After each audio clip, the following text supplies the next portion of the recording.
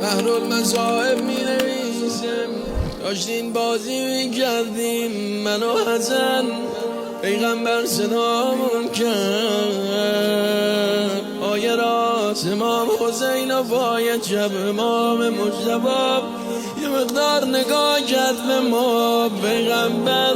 گفت پدرم فدا پدر مادرتون بیا نگاه کرد به لبهای امام حسن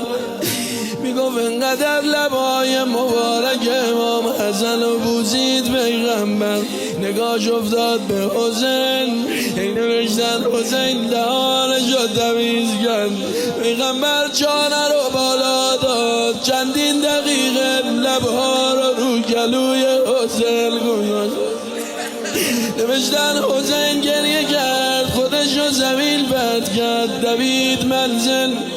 حسین گریه میکنه زهرا سلام الله علیها اومد چرا گریه میکنیم مادر پیغمبر حسن رو پاش گذاشت منم رو پا گذاشت لبای حسن رو بوسید مادر نگاه کن ببین لبای حسینت مشکلی داره که پیغمبر کراهت کرد لبای حسین رو نبوسید نوشتن زهرا گریه میکرد حسین میگفت دست به سرت نکشید پیغمبر قربون چرا مادر ولی چانم و بالا داده ای زیر گرم دیدن زهرا